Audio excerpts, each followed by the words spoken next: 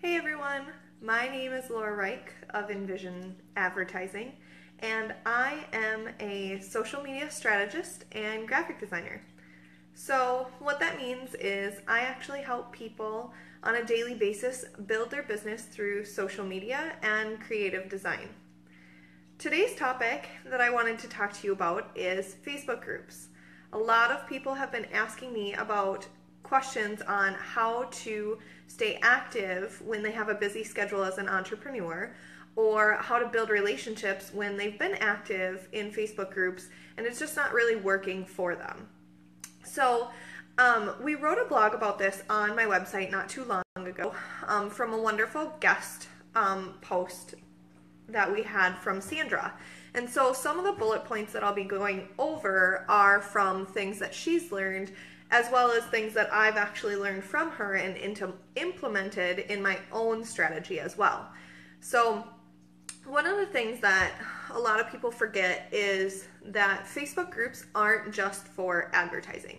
They're actually a place and a space where you want to craft a message that is going to actually show your personality and your authenticity before you go into promotions of who you are. A lot of times in these groups, there's upwards of 5,000 to 10,000 people, and they don't know who you are. So jumping in and just saying, hey, look at me, this is what I'm offering, isn't going to be the best use of your time. So some of the things that you can do is you can actually create images either with a graphic designer or yourself through like Canva or another website that allows you to do so, and create those photos to show your side of who you are, your personality.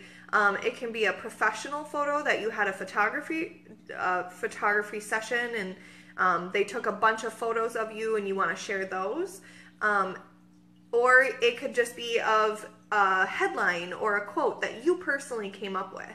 Make sure that when you're posting these images that you have information included in the text of the image that gives value and provides a reason as to why you're posting this image of your face in the Facebook group. There's a point that when you share these images, the people who will see the images and relate to them or be drawn to them will be also the ones that read further in the text that you give. So make sure that it is authentic, it is you. Don't be salesy. It can be stuff you're working on. It can be things that you love. It can be a struggle you're having. One of the big things that I've noticed in my business personally is it's okay to say that you're struggling. It's okay to ask for feedback. Everybody is working on their business. There is no such thing as competition that you have to worry about by saying, oh my gosh, I'm struggling in this, I need help. It's not going to all of a sudden set up a red flag and all these competitors are going to be like, oh, whatever, she doesn't know what she's doing. No, in my world, there is no competition. You work together collaboratively, whether you're in the same field or not. So post those struggles, post those things that you think you're frustrated with. You never know the information you'll get back from individuals saying, hey, I've been through that, here's what I did, and maybe that will help you. So do that with a great photo, a great quote. One of the biggest things that I also say is don't share a quote image don't share a quote image that, one, does not have a source as to who said that first. That's a big pet peeve of mine, and a lot of people online also think that's a big no-no to do. It's just not very respectful to share something if you're not giving the source as to who said it first. So one, don't share a quote without the author or source as to where you got it from. And two, don't share a quote and then say nothing about it. Why are you sharing this quote? What does it mean to you? You know, why did it pop up in your feed today? Or why is it speaking to you where you felt you needed to take the 2 minutes to post it in this group? Give some background and explanation on that. So that would be, you know, photos and quotes and things like that. That would be a good place to start to get people to see who you are and why they care. Another way is to show love.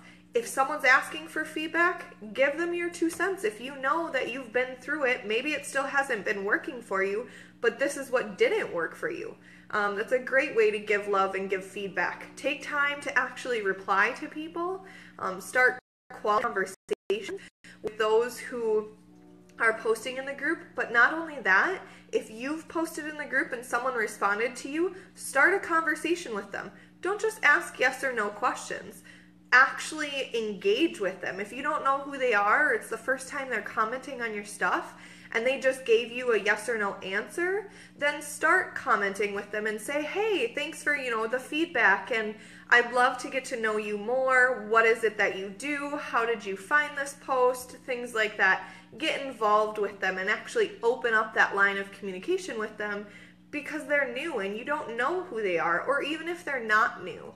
It's a great way to start conversations with people who are actually taking time to comment on what you posted. I mean, they took the time to respond to what you were presenting to them in this Facebook group, so you need to show them some love and respect and reply back to them in a nice manner. Then the next thing that I want to talk about is share your expertise. This is kind of a gray area for a lot of people. You don't want to share your expertise and be salesy about it or be promotional about it. There are groups that have promo days, and you are more than welcome to post your promos on those days or in those threads. But don't just post your promo and run. Actually give what your knowledge base is, give them value, and show that you're an expert in what you do. For example, if you're a fitness coach and you share recipes or health tips from experts that you follow, or a photo of you meal prepping, your post is literally going to be your voice on social media. So you want to make sure that you're branding that as something that you know how to do and something that you are a leader or an authority in the fitness and health field. You don't want to just take a quote about being healthy and post it and then leave it as is.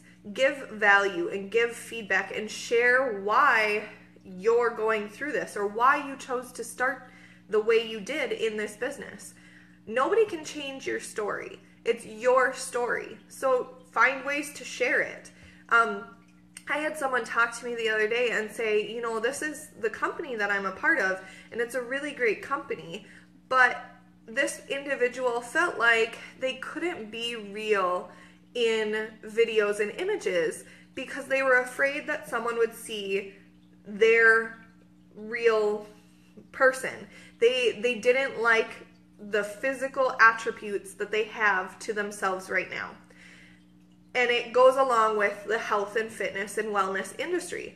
And so they felt like someone would look at them and say, well, I don't want to follow this company because they look like they're a fraud. That's not true.